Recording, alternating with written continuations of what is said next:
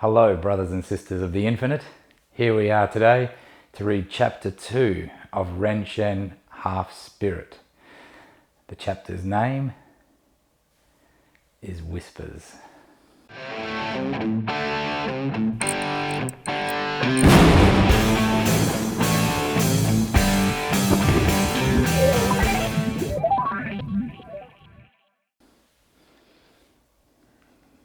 The timing couldn't be worse. The tournament Sensei Mike had enrolled Steve in was only 2 weeks away. An event open to all styles of martial arts from anywhere in Australia. A national title. There was a complication. Training for the event was not the problem. Steve was impeccable. His 2 years of single-mindedness and commitment to his art was obvious. He was 17 years old and had the muscularity and fitness most men would never enjoy in their entire lives. He was more than physically prepared to fight. He was made for it. The complication was the upcoming school exams, which was set to finish a day before the tournament began. The exams were weighted towards 80% of his end-of-year result and facilitated admission to university. That they were somewhat important was not totally lost on Steve. Steve had coasted through his final year of schooling. He wasn't doing badly, but his mind was clearly elsewhere. His martial arts training rewarded him with wins on a nightly basis, and studies would only possibly reward him one day if he got enough marks, if he studied the right course at university, and then if he found the right job. Naturally, his Macedonian father wanted him to be a doctor or a lawyer, as if to counter the millennium of peasant farmers in his bloodline back in the old country. Steve had indeed become smarter over the last 2 years of training. His mind was a sponge and he learned to sense everything about his environment. The training helped him in every way. Everyone could see it, even his father. He started furiously swatting for the exams. There wasn't enough time. But to Steve's surprise, his training gave him a clarity of mind and focus so he could work his way through the syllabuses and gain the necessary understanding to tackle the exams. In fact, he did better than he expected in the exams. He was focused enough to complete them competently, but his spirit was gearing itself up for battle. After the exam, Steve sat down for yet another talk with his father. They used to be more akin to lectures. But as Steve grew older, the lectures became more a battle of minds. They would often talk until late at night about the future and about life back in Macedonia. Steve was indeed his father's son in many ways. He had the same ability to communicate with people, and his strength was an obvious inheritance, although he didn't have quite the same rage as his father. Perhaps the alcohol was a distinguishing factor. Steve abhorred any drugs and thought alcohol was just as wicked as any other substance people would consume to reduce the clarity of their minds. After talking about the old country yet again with his father, Steve was curious about the family name Nedelkin. "Dad, would we be able to trace our family history?" Steve asked. His father just waved the notion away. He explained that the ending of the name was a clue about the difficulty of tracing anything. Having "in" at the ending of a name in Macedonian is indicative of an ancestor being a domazet, which means a son-in-law who takes on the family name of the wife's family. This often happened when the wife's family didn't have a son to carry on the name. So if Jack married Jill Smith in this example, Jack would then become Jack Smithen. The Nedel part was even less thrilling. This probably meant some ancestor was born on a Sunday, as Nedela means Sunday. Steve's father laughed and said one of his aunties was called Dosta, which means enough. This was fair enough as she was the 6th daughter. Besides, we were Ottoman slaves for 500 years and then the Greeks destroyed our records anyway. Our lives begin here in Australia. Now it's up to you to make our names something to remember, he said. Steve asked, "But what about the mountains with our name?" Steve's dad replied, "They're just myths mixed in with a bunch of half-truths." But everyone knew our people back in the old country by the nickname Tsareto, which is a cute way to say king. So I'd always joke about my royal lineage when I was harvesting or collecting the cow shit for fuel. It seemed the further Steve wanted to go back, the worse it became for his lineage. Shit, if I win this tournament, it's going to all begin from here, he thought, as he allowed his mind to explore the thrill of such a thought. Steve's father shared one of his own childhood memories with his son. "Stefjet, Let me tell you about something that happened to me when I was a kid back in Macedonia. The Greeks called it the Greek Civil War, but our people knew it as the Macedonian War for Independence. And our people were fighting for their freedom. A bunch of powerful men in suits decided to split Macedonia between Greece, Bulgaria and Serbia in 1913. Our people went from almost 500 years of slavery under the Ottoman Turks to end up copying it for decades from the Greeks. At least the Turks let us speak our language. Anyway, after the Second World War, Greece was a mess, and our people thought they might have a chance to control their own fates. But nobody gave a shit about our people. They were terrible times. So many children were sent out of the region to live in other countries while the madness was happening. As an orphan, nobody really gave a shit about me, so I just hid in the mountains. I was 6 years old, and a little burned orphan girl showed me which plants I could eat. I'd come down from the mountains sometimes and try to steal some food at night. It was the scariest time in my life. I'd see these red eyes glowing at night, and I felt like they were always looking for me. The Greeks or Americans were using napalm on us. It was the first time it was ever used. They knew people were hiding in the mountains, and they used the napalm to kill or flush out the enemy in the mountains.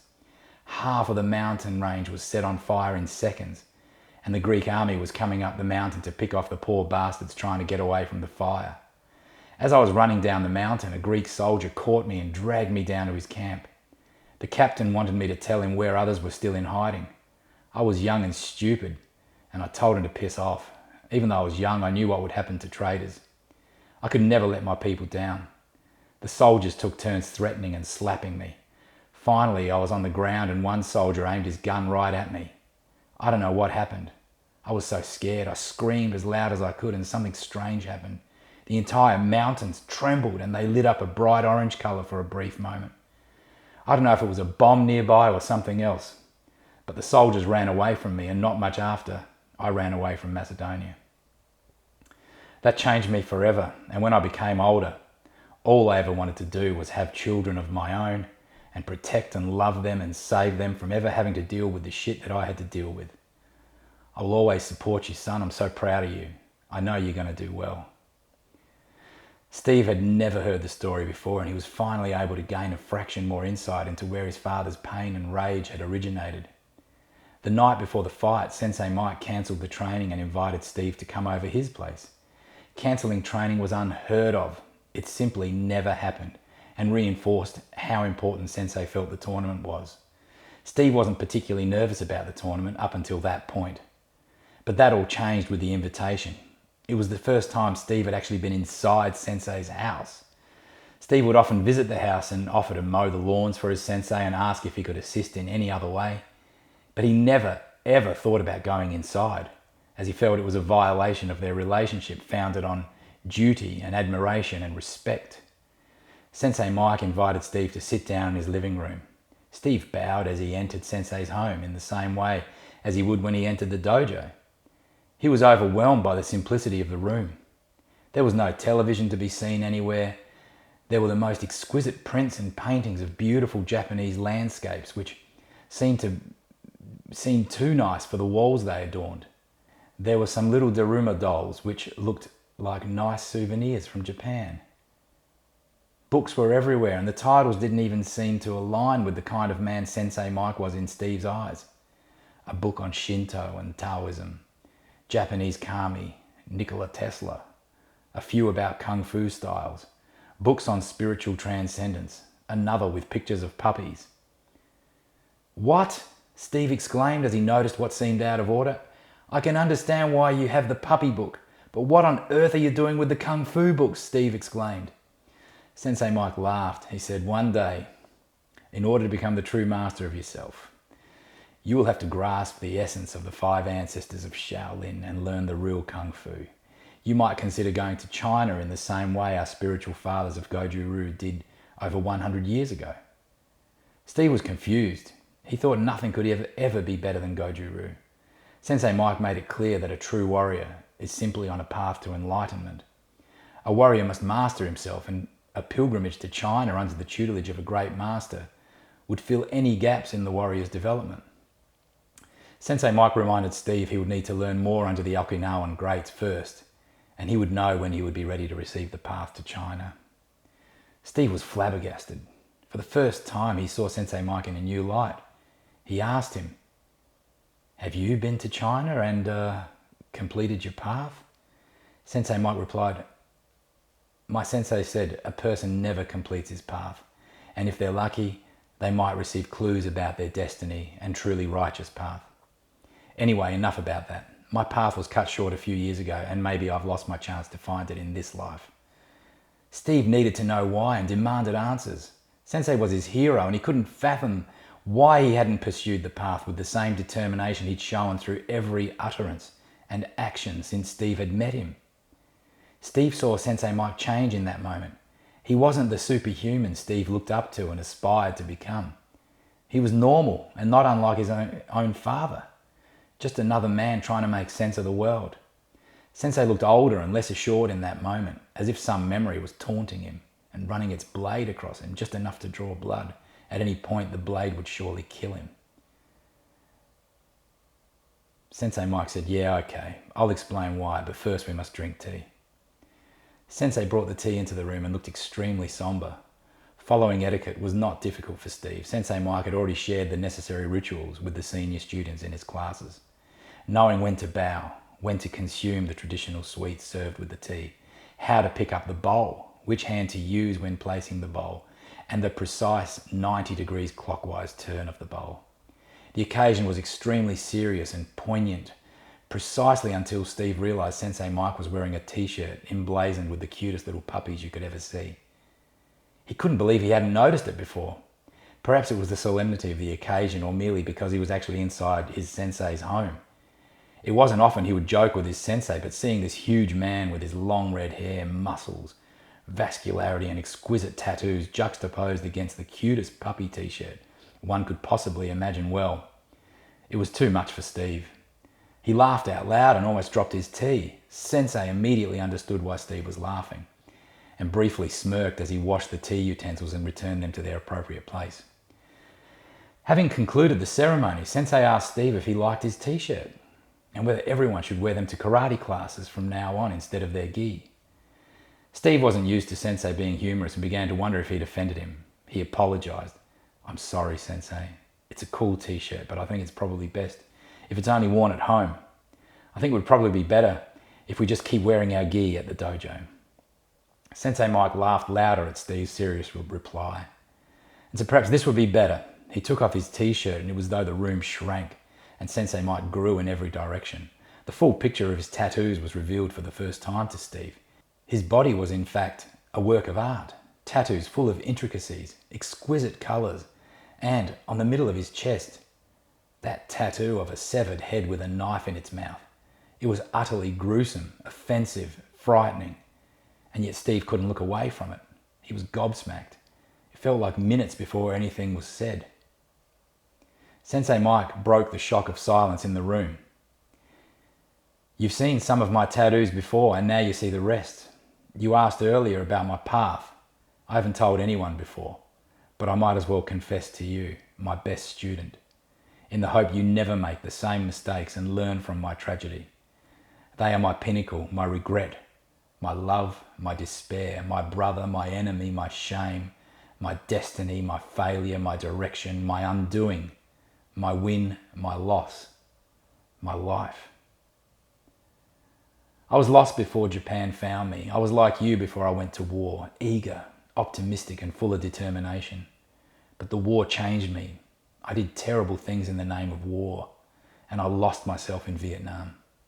I couldn't accept what I did in the name of a war I didn't need to be a part of. I came back to Australia and was hated for it by the people I cared about. The country rejected me, and I just left it all behind. Karate was once my only source of joy, so I thought I could go to Japan and try to find some happiness. I did, for a while. It was idyllic in so many ways.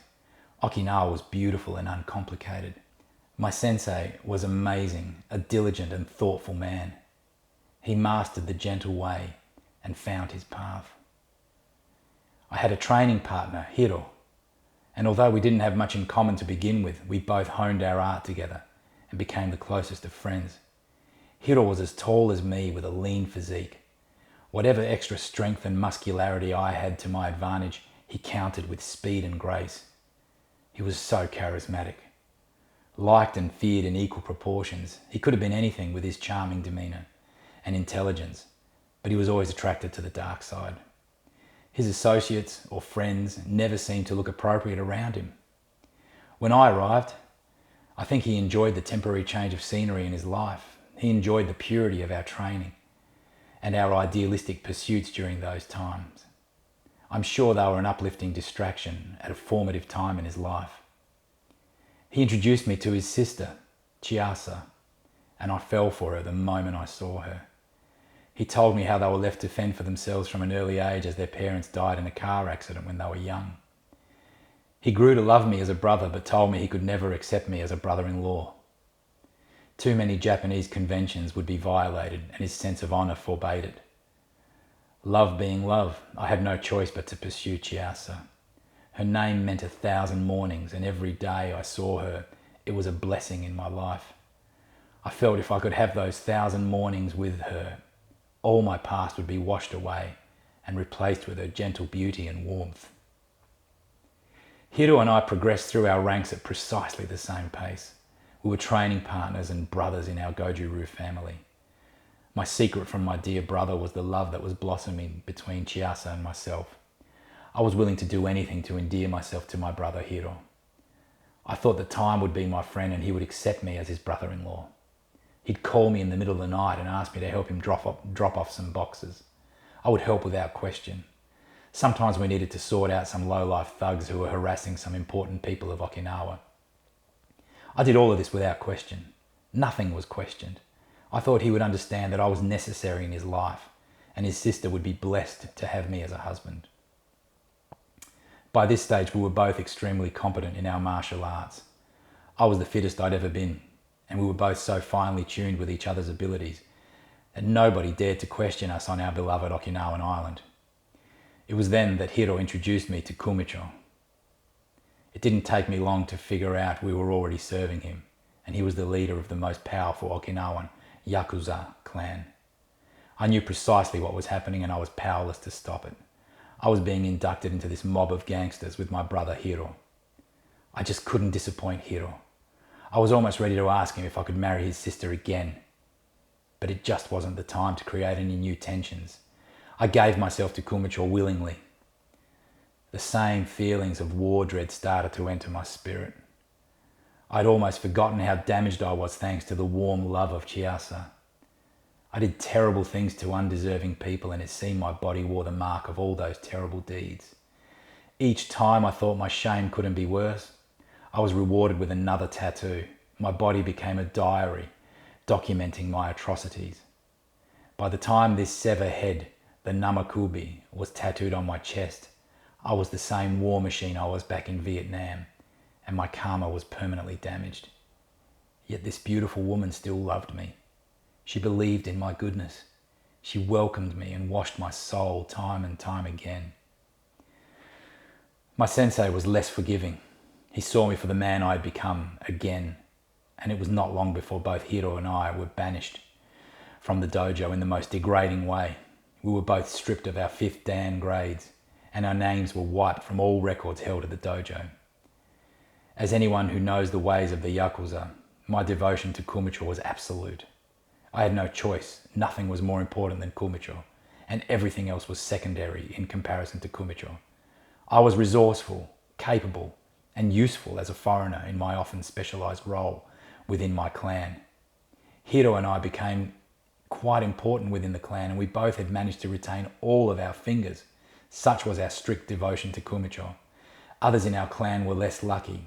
Offending Kumicho was a grave matter, and surrendering a finger or two was often necessary for atonement and to affirm loyalty. My world crashed around me when I was ordered to kill my sensei. My sensei had been causing problems for Kumicho by undermining his authority in the region and making the drug issues on my beloved island prominent to the local government. That lovely man who showed me the beauty in our martial art. The man who showed how a pure life can create harmony and positive energy with the power to heal. I knew I couldn't do it, but I bowed without hesitation to Kumicho. What would I do? I'd call Hiro and tell him. I thought I'd have his support and we would work out a solution.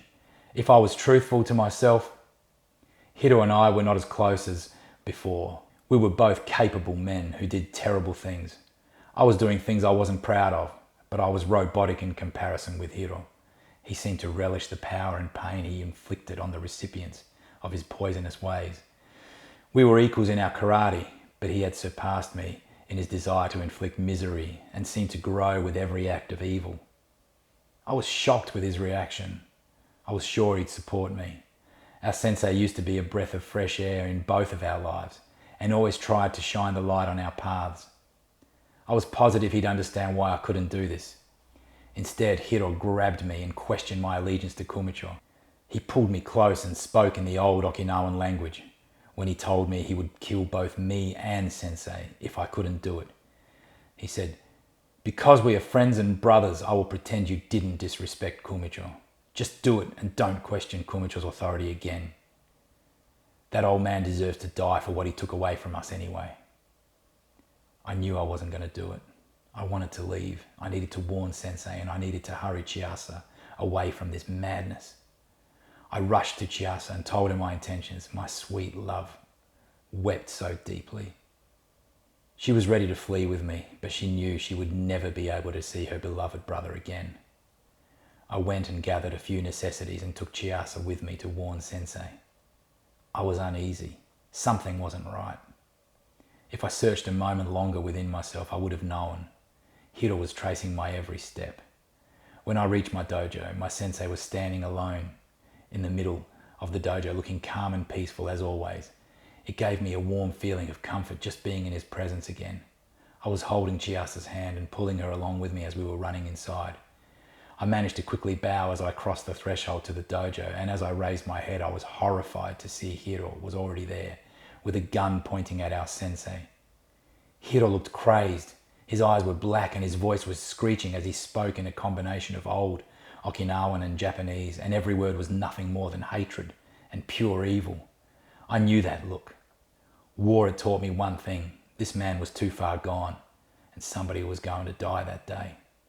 I shouted at Hiro to draw his attention to me and hopefully stop those possessed demonic ramblings of his. He turned his pistol towards me and Sensei began to whisper to Hiro. It was a whisper, but it was as though he was summoning the wind around him. We were all inside this vortex and Sensei drew the attention of Hiro once again. The gentleness had left his eyes and was replaced with a look I'd never seen on his face before. In fact, it was a look I'd never seen anywhere before. His gaze was fixed upon Hiro, and it felt like he grabbed all of us by our souls when he commanded Hiro with his deep whispers. "Hiro, today you choose to show yourself. Today you get to decide. People who love you must see the path you choose for yourself. Who is your master, Hiro? Who will you kill first? I'm ready to die, but are you ready to kill? Leave now and find your true and just path." The whispered vortex shook me also, and I felt my own guilt well up within, while Hiro's ramblings also ceased. Perhaps he also felt guilty for a moment. This man had shown us nothing but compassion and gave himself willingly to us. And this was his reward? But Hiro managed to collect his thoughts. He stepped forward towards Sensei and fired. In the same instant, Sensei whispered something incoherent and performed what was the simplest move in our style, and the vortex seemed to amplify, and somehow the impossible happened. The bullet missed Sensei.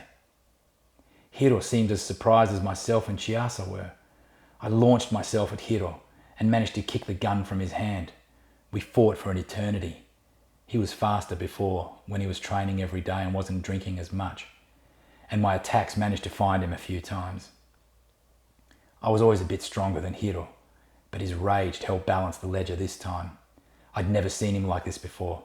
I attempted a takedown so I could control him and talk to him, yet again, but he managed to evade me and jumped completely over me to reach Sensei's family sword, a beautiful and deadly heirloom which had been in the family for more than 400 years. Chiasa ran crying and pleading towards Hiro, and I ran to pull her back. My arms managed to wrap around Chiasa and I started pulling her back. Hiro turned around with the blade in his hand, looking at me with blind rage. He didn't even see his sister in front of me as he moved forward. before he realised the blade had pierced his sister through her heart and pierced my lung. I fell to the ground on my back with my beautiful Chiasa lying on top of me as she drew her last breath with Sensei's sword lodged in both our bodies.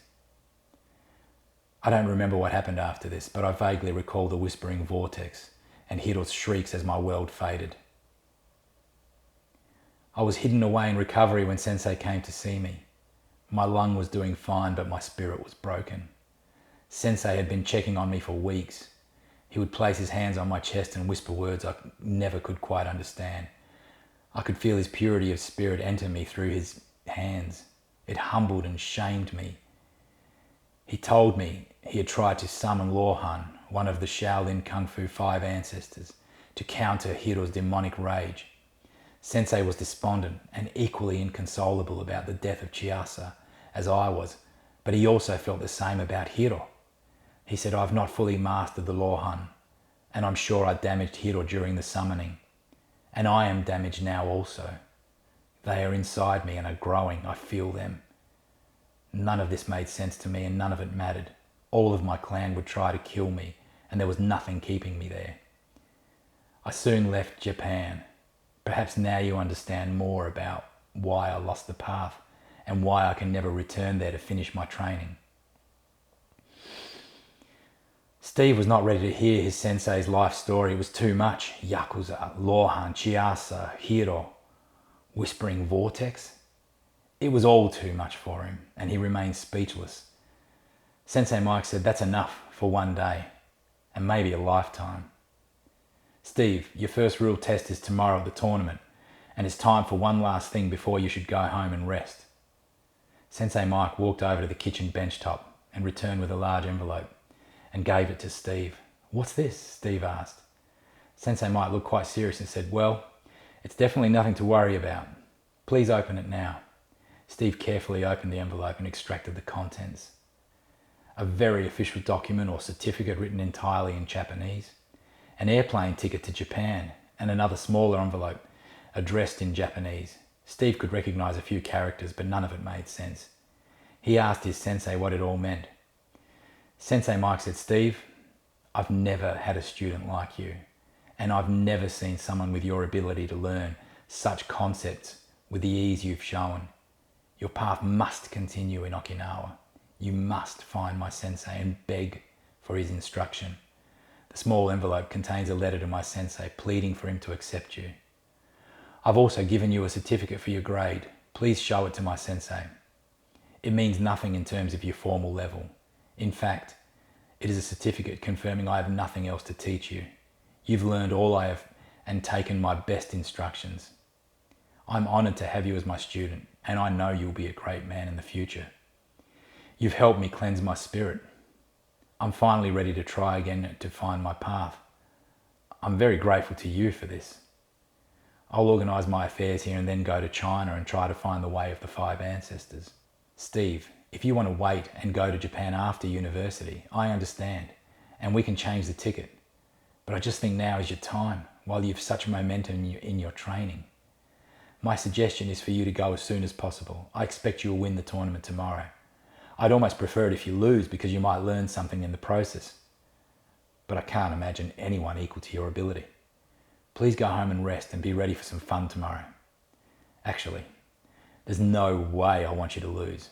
Oh, and take this Daruma doll for good luck and perseverance." Steve bowed deeply to his sensei before accepting the gifts, but Sensei Mike would have none of it. He hugged Steve and they both thanked each other. Steve had no idea why Sensei Mike thanked him, but he did notice a lightness in his master that he'd never seen before. Steve ran home without even touching the ground. This night was a revelation. Steve had absolutely no chance of sleeping that night. There was a whole new dimension to Sensei Mike that Steve could never have imagined.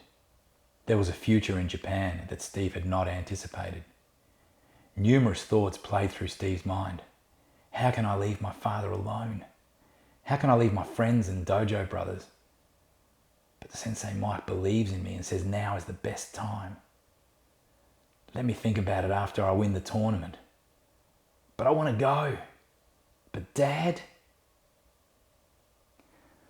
Well, let's review chapter 2. We went back to that civil war thing again. I know I keep bringing it up. It's an interesting point. Why is it interesting? We talked about how Macedonia was split at a time, 1913, under the Treaty of Bucharest. Everyone was asked in the neighbouring regions of Serbia, Greece and Bulgaria.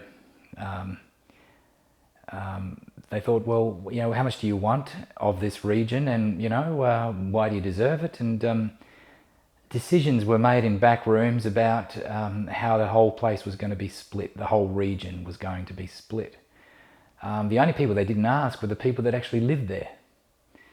So predominantly Macedonians. There were, of course, people called Vlachs, the remnants of the Roman Empire. There were also Albanians. There were Turks. So numerous ethnicities existed there. The dominant group were the Macedonians. They self-identified as Macedonians, and they weren't even asked. Nobody from that region was asked.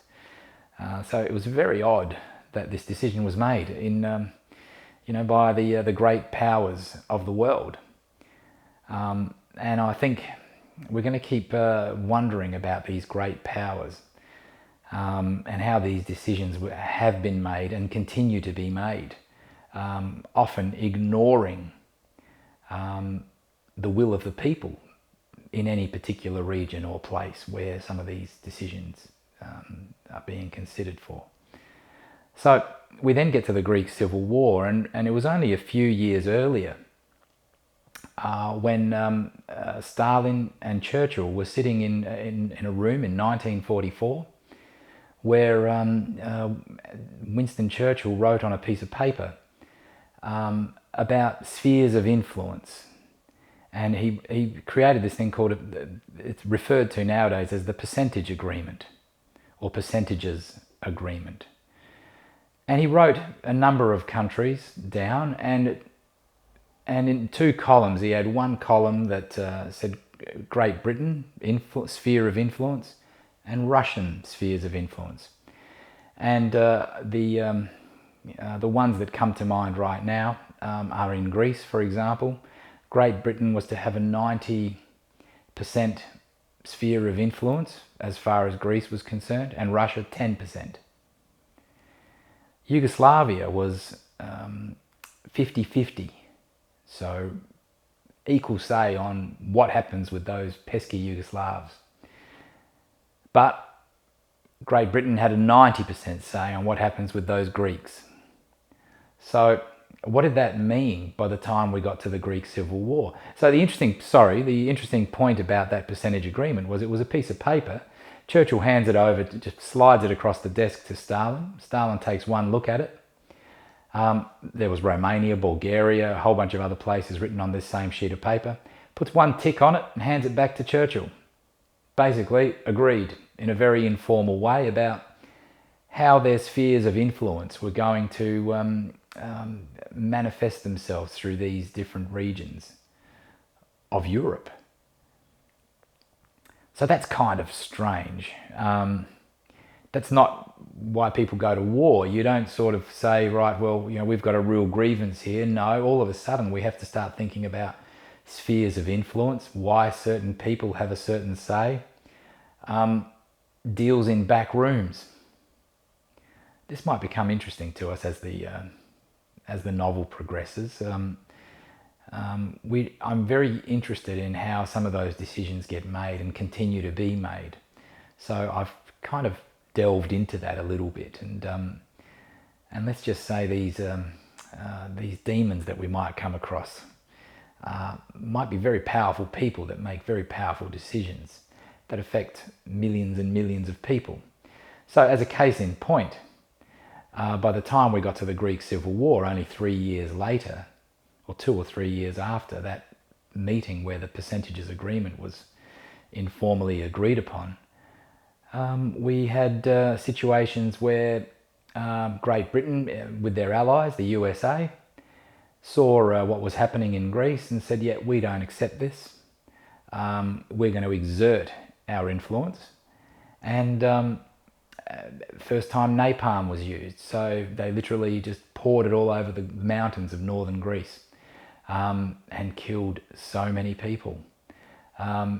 Just working their sphere of influence, looking after what's good for them. Okay, so that's interesting and quite horrifying and terrible that people were killed based on external interests. So that's a little bit of an issue. And then yes, when the Macedonians in what is now called Yugoslavia, or what was then called Yugoslavia, wanted to come across the border and help, they were told no, because Russia had a bit of a 50% influence in Yugoslavia. I said, no, we're going to have to kind of leave it to the people that are there to try and defend themselves against the Greek royalists and the United States Air Force and a whole bunch of other people assisting with the process. So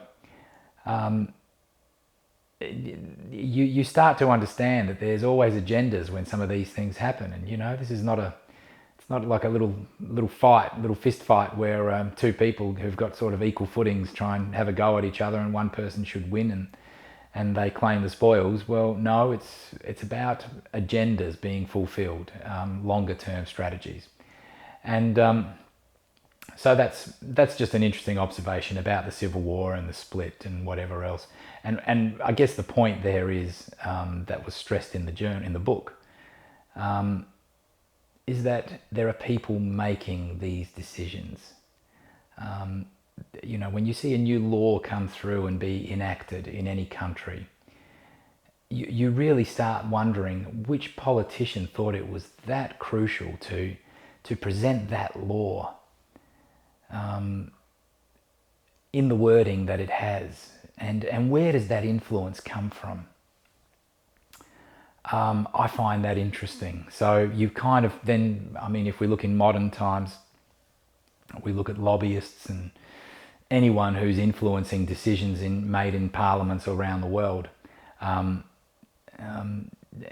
agendas being played out all the time. And back in the old days, it might have been agendas of different nations, whereas now it's a combination of agendas of nations tied in with agendas of corporations. So a lot of powerful players are influencing things that have very little to do with trying to do the right thing by the people. So that's where we're kind of at by the time we get to 2021 now.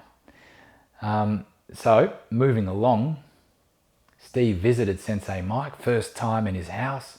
Amazing. I have memories of visiting my instructor, my master, first time to actually go inside his house. What an honor. It's ridiculous, that's just too much to take in one go. Maybe you should just hang around the doorway for a bit before you're allowed to walk inside and be treated as though you're anything resembling an equal. So I'm hoping I'm conveying that message well. The respect and devotion you've got for the guy, the master who's teaching you and showing you things that you've appreciated every step of the way. You're now in his house and you're being quite informal. So I was hoping to try and convey that feeling in that chapter. And then we learn about the horrors poor Sensei Mike had faced. Remembering this is or late, getting to late 80s now. I think we're still in 1987. So the Vietnam War wasn't that long ago. That was the early 70s. So the horrors of war tied in with becoming a Yakuza member. My goodness. We heard about a certain fellow by the name of Kumicho. Now, Kumicho is not a name of a person, it's a title. It's a title the Japanese use to describe the leader of a Yakuza organization. So please don't get it mixed up. That is not his name, this particular fellow. I've got a feeling we're going to know a little bit more about him as time goes on. So yeah, keep that in mind. And then we find out Mike had a beautiful woman he loved over there, Chiasa, died at the hands of her brother, Hiro. Sounds like a terrifying kind of man. The interesting point there about sensei in Okinawa is he'd done his training, and he was a very gentle man who had skills that he had developed on his path, and then suffered a great deal of remorse about what happened on that day, feeling as though he'd unleashed something and certain things were happening to him as a consequence. We might find out more about that. The tattoos that Sensei Mike revealed, these stories, these are incredible tattoos where the smallest detail has such symbolic meaning. You know, you compare some of those things with, you know, they're often heirlooms. You know, the skin off someone, a yakuza's back, could be framed, and you know, this tells an epic story. The severed head on Sensei Mike's chest, the namakubi, it's meant to symbolize an acceptance of your fate, or respect for your enemies. You know, you must understand the Japanese have a different way of viewing death than perhaps Western civilization. So there is certain honors in death that are afforded to people, and when you honor a death the right way, it is honorable and noble. They have no problem with that, and it's not as horrific as the image would appear. 3D sort of image of a severed head, often with a blade coming out of its mouth or something like that. Terrifying for us. For them, respect for their enemy, acceptance of fate, quite interesting. Again, cultural differences, which makes this world a beautiful place. So the more we learn about other people and other cultures, the better it is. And every culture has got something amazing to learn about them. So great, let's keep finding out and learning together. Where did we go from there? We also had a ticket, a certificate. Sensei Mike implored, he begged Steve to continue on his path in Okinawa. That's going to be complicated, isn't it? He's got a father there and no one else as far as family. It'll be difficult to leave his father behind. So a lot of decisions to be made, but the most important thing to do is to get himself ready for the tournament. That is just about to happen in the next chapter. So please stay, hang around for the long run. The tournament's going to be a long one, but it's going to be fun. You're going to live the fights with me. I'll try not to make a fist or two as I'm reading that one out, but it's going to be fun. I'm looking forward to sharing that with you because it brings back great memories for me when I used to compete. Those were the good old days, and there was a certain intensity in there is an intensity in anyone's life at that point when they're preparing for such an activity, for any sports person really.